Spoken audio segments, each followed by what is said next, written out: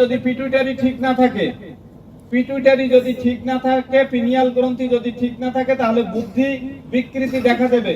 Pituitary যদি ঠিক না থাকে, তাহলে ওই লোকটা সঠিক পরিমাণে লম্বা চওড়া হবে না, শরীরের গ্রোথ সঠিকভাবে আসবে না। প্যারাপিটুইটারি যদি ঠিক না থাকে, সঠিকভাবে ব্যালেন্স নিয়ে হাঁটতে পারবে না। বুঝতে পারছেন? তাহলে ওখানেও দরকার জিঙ্ক। এরপরে আসেন থাইমাস গ্রন্থি, যেটা আমাদের শরীরে প্যানক্রিয়াসের সাথে সংশ্লিষ্ট হয়ে রোগ প্রতিরোধ ক্ষমতায় ব্যাপক ভূমিকা রাখে, শরীরের স্ক্যানিং পদ্ধতিতে কাজ করে। সেটাও ভালো রাখতে গেলে সবার আগে জিঙ্ক দরকার। তাই বাচ্চাদের যখন ঘন ঘন জ্বরে আক্রান্ত হয়, ডিপথেরিয়া বা ওই জাতীয় রোগে, মানে বুকের কোনো রোগে আক্রান্ত হয়, তখন যে জিঙ্ক ব্যবহার করতে হবে। আমাদের এখানে অর্ডিনাল গ্রন্থি আছে, যেটা আমাদের হজম প্রক্রিয়ায় সহযোগিতা করে এবং কিডনি ডেভেলপ রাখে, কিডনির ইমিউন সিস্টেম ঠিক রাখে, সেটাও জিঙ্কের সাথে ব্যাপকভাবে রিলেটেড। আমাদের প্যানক্রিয়াস, অগ্নাশয়, যেখানে 80 রকমের এনজাইম আসে, 80 টাইপের এনজাইম আসে, যে প্যানক্রিয়াস, এই প্যানক্রিয়াস ডেভেলপের জন্য সবার আগে জিঙ্ক দরকার, যেটা থেকে প্যানক্রিয়াল ডিসঅর্ডার, প্যানক্রিয়ারে পুষ, পাথর, অনেক কিছু বড় ধরনের সমস্যা হয়, সর্বোপরি ডায়াবেটিস আসে। তো এই প্যানক্রিয়াস ডেভেলপের জন্য জিঙ্কের ব্যাপকভাবে দরকার। আমাদের পুরুষের শুক্রাণু তৈরি হয় দুটো টেস্টিস থেকে, প্রোস্টেট ফ্লুইড, সিমেন ফ্লুইড মিলে পুরুষের সিমেন তৈরি হয়। এখানে যদি কোনো দুর্বলতা আসে, সবার আগে জিঙ্কের ঘাটতি বুঝতে হবে।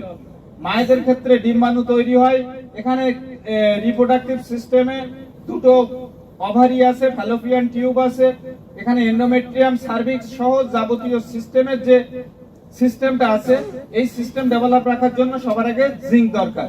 এর অভাবে bulky uterus, Fallopian block, ovary cyst, fibrosis, policies, chocolate cyst, cervix infection, vaginal infection, periodical disorder, বিভিন্ন রকম রোগ এখানে তৈরি হয়। তাহলে বুঝতে হবে জিঙ্ক আসলে সব জায়গায় দরকার। এখন জিঙ্ক যদি সঠিকভাবে শরীরে না থাকে, আবার ক্যালসিয়াম শোষণও সঠিকভাবে হয় না, অর্থাৎ ব্যথা যন্ত্রণার ক্ষেত্রেও জিঙ্ক ব্যবহার করানো যেতে পারে। তাহলে আমাদের কি জিঙ্ক দরকার আছে? Yes. জীবনের প্রতি পরতে পরতে জিঙ্ক দরকার।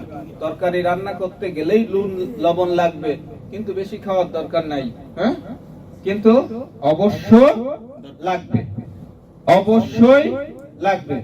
আগে তেজপাতায় আমরা প্রচুর পরিমাণে জিঙ্ক পেতাম, এখন আর কেউ তেজপাতা খায় না। ন্যাচারাল জিঙ্কের খনি কিন্তু তেজপাতা, বুঝছেন? আমাদের এই জিঙ্কের সাথে প্রচুর পরিমাণে অন্য কিছু উপাদান আছে, যে কারণে এটাকে বলা হচ্ছে জিঙ্ক প্লাস। এখানে সবচাইতে বড় একটা জিনিস আছে অ্যালবুমিন, যেটা মায়েদের এবং পুরুষের শুক্রাণু, ডিম্বাণু তথা ভ্যাজাইন ফ্লুইড তথা সিমেন ফ্লুইড ঠিক রাখার ক্ষেত্রে কাজ করে।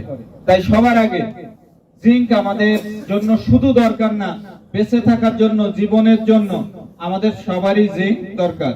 খাবো আমরা জিঙ্ক? অনেক বেশি খাওয়ার দরকার নেই, কম বেশি মাঝে মাঝে খাইতেই হবে। এরপরে আসি, জিঙ্ক বেঁচে থাকতে গেলে দরকার, তাই কোনো রোগ না দেখে প্রত্যেকটা মানুষের মাঝে মাঝে জিঙ্ক খাওয়া কর্তব্য। আমাদের জিঙ্কটা সেটাই, তো এটা মাঝে মাঝে খাওয়া যায়। এরপরে আসি, দেখেন জিঙ্কের অভাবে এরকম তালু কাটা রোগ তৈরি হয়। হ্যাঁ, অনেকে দেখেন না, বাচ্চার তালু মুখের এখানে কেটে আছে, লিপ কেটে আছে, হ্যাঁ, ঠোঁট কাটা।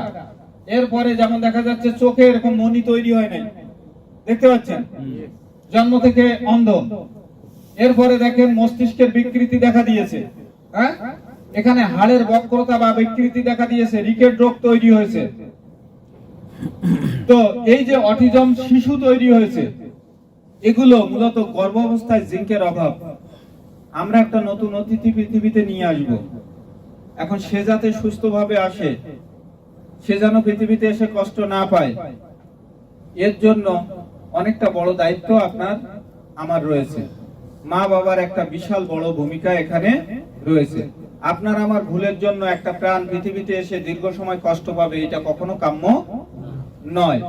তাই আমরা গর্ভ অবস্থায় অবশ্যই মায়েদের যত্ন করব এবং জিঙ্কের ঘাটতি পূরণ রাখার ক্ষেত্রে সক্রিয় হব। দেখেন এখানে আরেকটা জিনিস আমি বোঝাচ্ছি, এটা কি আগুন না? এই লোকটা আগুনের উপর দিয়ে হাঁটছে, মানে কি জিঙ্ক খাইলে আগুনের উপর দিয়ে হাঁটা যায়? না, পায়ের তলে জমা করে। তার অনুভূতি আসবে। আসলে তা নয়।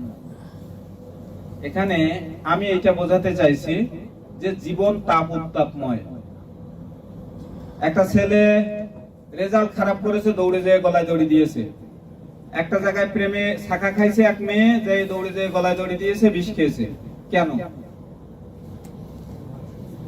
ভারসাম্যহীনতায় ভুগছে। সে নিজের জীবনের তাপ উত্তাপ সহ্য করতে পারে নাই। এক ব্যবসায়ী বিজনেসে বিশাল বড় টাকা বাড়ি খাইছে, যে গলায় দড়ি দিয়েছে, আমার আর বাঁচা হলো না, বাঁচতে দিল না। কি হচ্ছে না?